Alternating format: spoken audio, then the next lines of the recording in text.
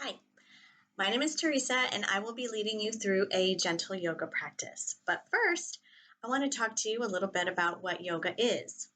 Yoga literally means to yoke. So in yoga, we are merging our breath and our movement together. So every time we inhale, we lengthen in our movement, and every time we exhale, we compress and dig a little bit deeper into our pose. Two things I also want to talk to you about is misconceptions about yoga. The first one is, I can't touch my toes, so I can't do yoga. Wrong. You can do yoga. If you have breath, you can do yoga. That's all I'm going to say about that. The second thing is, yoga really isn't a hard enough workout for me. Also wrong. I highly encourage you to research different yoga practices to find one that suits your needs and your body. So there are some yoga practices that are very gentle and very slow and very soothing. And there are other yoga practices that are very intense and hot and sweaty. So find something that works for you. Something else I'd like to share with you is that your yoga teacher is your guide. Your guide through your yoga journey, but your best teacher is your body. So listen to your body in the poses that you put yourself in. Listen to your breath and take note of where your body wants to go to and where it wants to stop. Yoga takes us right to that edge, just to that really close space of being uncomfortable, and then teaches us to breathe through that movement. Another thing I want to share with you is yoga props, are yoga props. You don't need them. They're not necessary. Most important prop is your clothing. So find something to wear that's comfortable and you can move in and allows you to breathe naturally. Other things that we use for yoga sometimes are a yoga strap. If you do not have a yoga strap, that is fine. You can use a belt or a scarf. I have a lot of friends who use their karate belts. So as long as it allows you to stretch and strengthen your legs or your arms, just make sure you have the right length for you. Another thing that we use in yoga are yoga blocks. And all of these props help us move more comfortably into yoga positions. They help us reach a point that sometimes is hard to reach at first, but through breath eventually allows us to dig deeper. So blocks, sometimes you can use weights. Some people use weights in yoga practice. A yoga mat, you don't have to have a yoga mat either. You can use a towel or a blanket. You can do yoga on your bed before you go to sleep. Totally up to you. Yoga is very flexible and not just in the toe touching way. A bolster also is a fun prop to use. It is used a lot during restorative yoga classes. Allows your body to find a comfortable space and relax there. And also a blanket. You can use a blanket to lift your hips up when you're sitting in comfortable seat on your mat or on your towel or wherever it is you decide to do yoga. So we will go ahead and begin with our practice. And again, this is going to be very slow, very gentle. If you want to kick it up a notch, you can. If you want to pause the video and slow it down, you can also do that. Again, this is your practice. So do what feels comfortable for you. As we begin, come into a comfortable seat. So sometimes sitting crisscross applesauce can be hard on some of us for our knees. So I recommend placing blankets or a bolster or blocks or books. Again, you can use anything at your house as a prop. Your pillows, your couch cushions, anything that you would like to use to help make your poses more comfortable and accessible. So we'll begin in comfortable seat. I like to begin our practices by tuning into our breath. So today we're going to practice a deep belly breath, and we're going to take our hands and place them down below your navel point. And I want you to kind of rest your hands there and feel your hands and your fingers lightly pressing your lower abdomen. And on your inhale, I want you to breathe into that space right there. So inhale deeply through your nose. Feel the expansion. And then on your exhale, I want you to place this top hand in a fist and exhale, pull your pelvic floor muscles up, squeezing everything up on your exhale. So inhale, relaxing everything, breathing into our belly. And exhale, pulling everything up.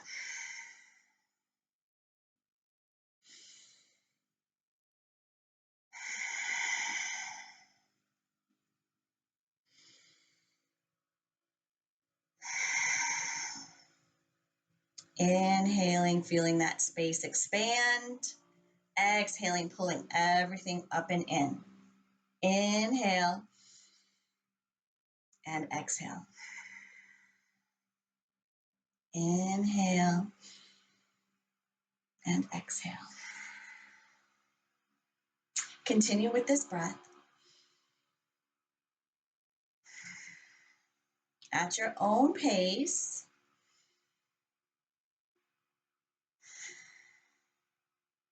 Observing the expansion as you inhale and pulling everything up as you exhale.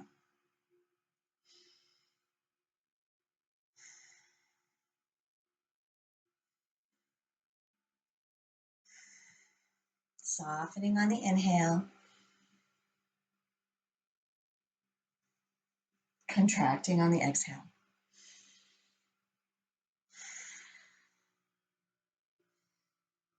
If you find that you're beginning to get a little dizzy or lightheaded, slow it down, come back to your natural breath at any time.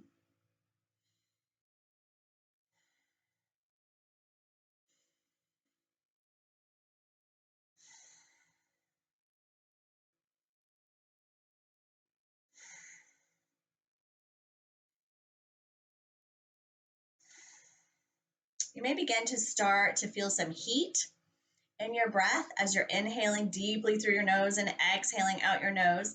So breathing in and out of your nostrils creates more heat in your body. Sometimes though we exhale out our mouth, and that is fine. That also allows us to deeply release any tension we might be holding. You want to build up more heat? Breathe in and out of your nose.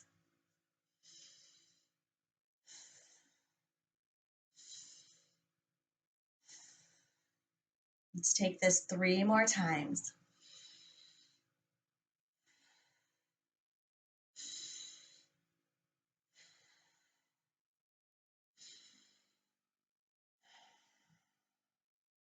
Now slowly release your hands down to your lap, palms up towards the ceiling. You may close your eyes or keep them gazing at the floor in front of you, and slowly come back to your natural breath. Something I want to share with you about our breath is how it's linked to our mind. And most times our mind is either in the future or in the past. Focusing on our breath, called conscious breathing, allows us to stay more fully present in the here and now. So anytime you're feeling like you're either here or there, come back to your breath. Focus on your breath. All right, so we'll go on to our next part of our practice. I'm going to have you go ahead and switch legs. We sat here for a little while, so let's crisscross those legs the opposite direction, which I know is going to feel strange to some of us. Yep. And let's feel this for a moment. Take a deep cleansing breath. And then release your hands down at your sides. Rotate your palms up towards the ceiling and inhale to rise.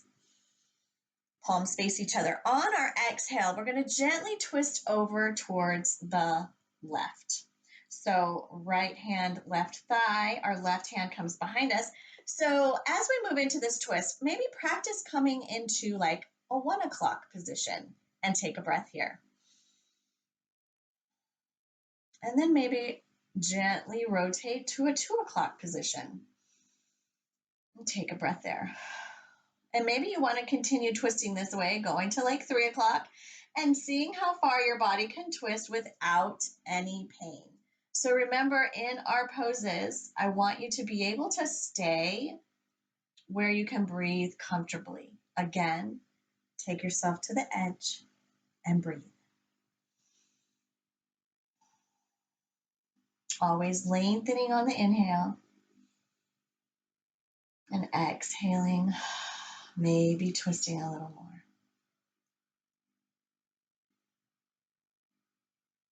Now, keeping that left hand on your right thigh, on your next inhale, lift your left arm up and over to the right side for a side bend. So fingers are starfished, so they're open wide and they're reaching over to the right side. Make sure you're pressing that left hip into the mat. Sits bones are firmly rooted in the earth, and we're bending sideways.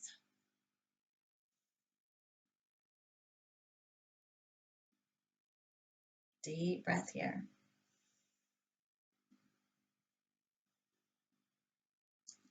And now slowly release that hand down on the opposite leg.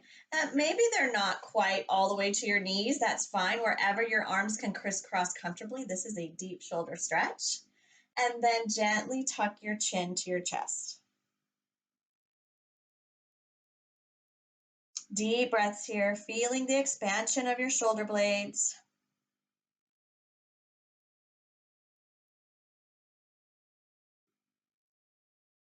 One more deep breath here. And then slowly release that bind, bringing your hands back to your lap, palms up towards the ceiling, head facing me. And take a breath here with your eyes closed or gazed at the mat in front of you. And observe your breath.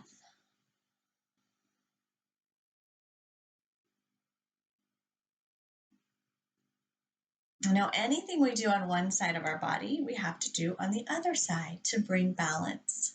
So release your hands down at your sides. Rotate your palms up towards the ceiling.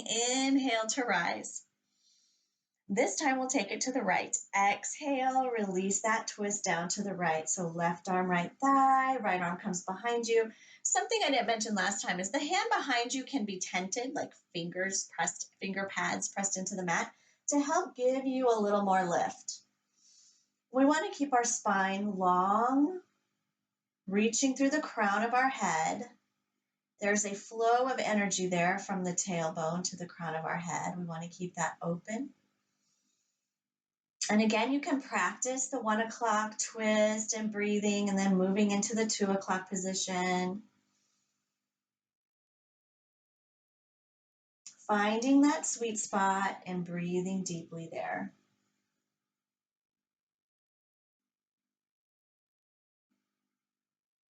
Twisting is super for our internal organs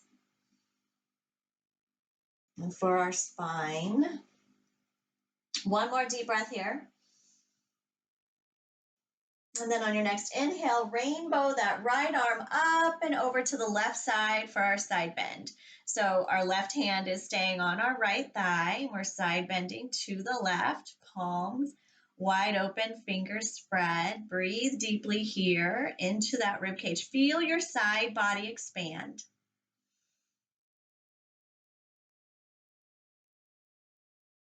One more deep breath here.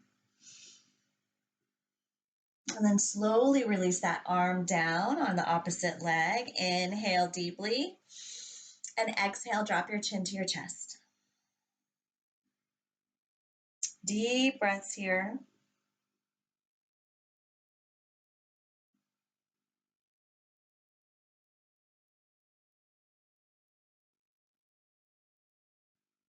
And then slowly release your arms.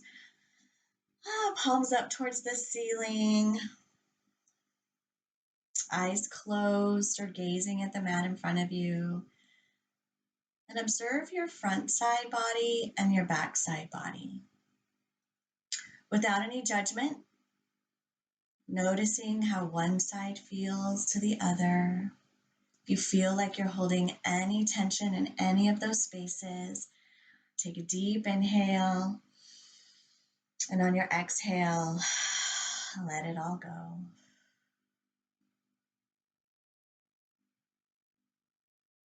Now, what I didn't mention to you is that one thing I didn't mention to you is that Joseph Pilates is credited with telling us we are as young as our spine is flexible.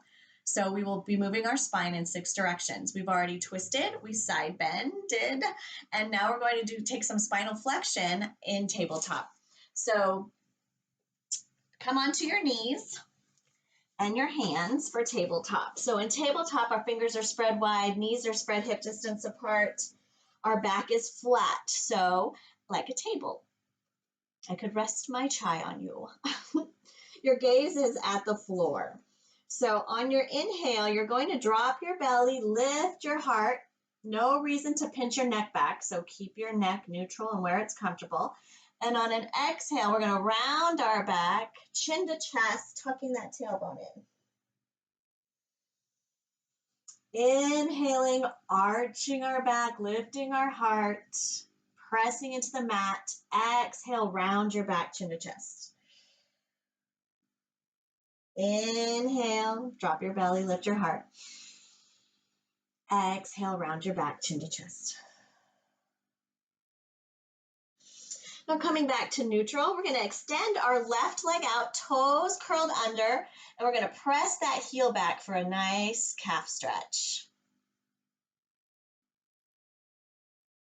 And gently hold that there. And then slowly, as you shift your weight into your hands, imagine your toe, your big toe is chalk, and draw your foot out to the side of your mat. Toes pointed towards the front.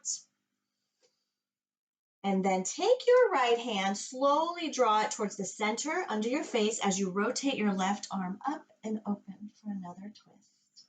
Deep breath here.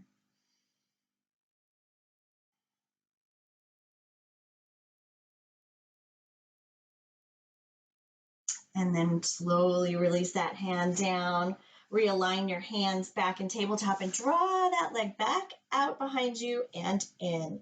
Bring your big toes together and your knees out wide on your mat and shift your hips back to your heels for child's pose.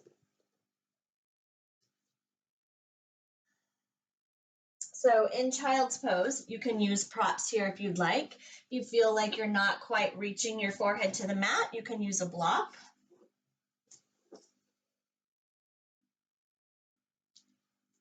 Something else you can do is use a bolster, which is phenomenal.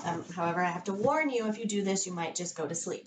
So the bolster allows the earth to come closer to you.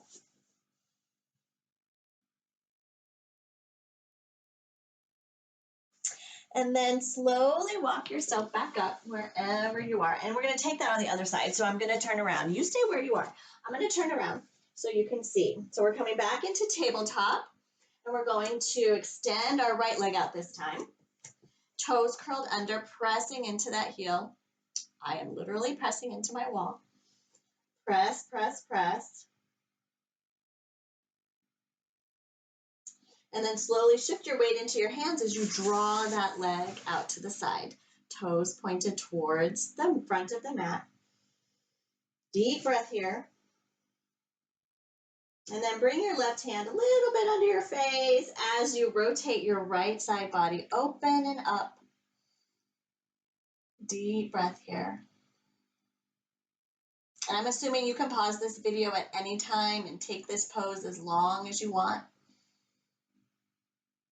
And then slowly release your hand down and bring your leg back, extend it out in front of you and back into tabletop. And again, take child's pose here. So you can bring big toes together, knees out wide, and shift your hips back to your heels. Or if it's comfortable for you, you can bring knees together, toes and feet together, and shift your hips back to your heels for child's pose. Child's pose is a resting pose. While you're here, I want you to breathe deeply into the back of your lungs. Deeply into the back of your lungs. And then slowly draw yourself back up. And we're going to bring ourselves to our back side again. So however, well, actually we haven't been on our back yet. So come down onto your back. Get comfortable here. Knees up towards the ceiling, feet flat on the floor. Move this. We'll take some windshield wipers here. So gently drop your knees over to the left and over to the right. Gently rocking your knees from side to side. And now coming back to neutral, knees up towards the ceiling, I want you to take your right leg and cross it over your left thigh.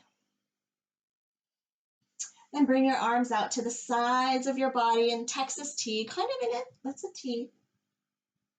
And then gently drop that right foot over to the left side of your body. So your legs are twisting over to the left. Your gaze can stay up towards the ceiling, or you can rotate your head over your right shoulder. Now I'm going to kind of speed through this just because we're running out of time. You take your time though.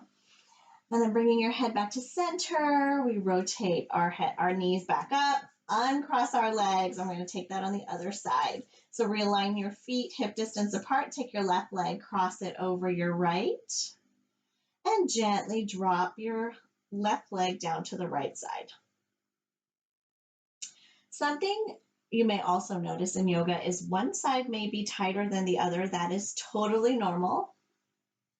If you've had an injury, or our bodies were just more dominant on one side than the other. And breathe deeply here, softening your belly. And then we'll draw that leg back up towards the ceiling, uncross our legs, and let's take some windshield wipers here again one more time. Oh, you can hear my hips cracking. And then bring your arms comfortably at your side. Extend your right foot to the right corner of your mat, left foot to the left corner of your mat. And I want you to rest and relax. And I will talk you through softening your body parts. The last pose in yoga is called Shavasana. So I'm going to sit up, but I want you to stay laying comfortably on your mat. And soften your feet. Allow them to maybe fall open to the side. And soften your shins and your calves. Release any tension from your knees, your quads and your hips. Soften your belly, ribs, and chest. Allow your arms to hang heavy at your sides. Release your tongue from the roof of your mouth, softening your jaw, your cheeks, your eyes, and your forehead. And soften the crown of your head and let everything go. So this portion of our practice is Shavasana. It is the most important part of our practice. So anytime you do yoga, don't skip out on it. It is the opportunity for your body to rest and restore, allows us to tap into our parasympathetic nervous system and fully relax our bodies. I'm going to allow you to stay here on your back, resting in Shavasana, and I will end this practice with you. Thank you so much for allowing me this opportunity to share yoga with you. If you have any questions, comments, or concerns, please let Jessica know so she can tell me. And I hope to see you guys soon. The light in me honors the light in you. Namaste.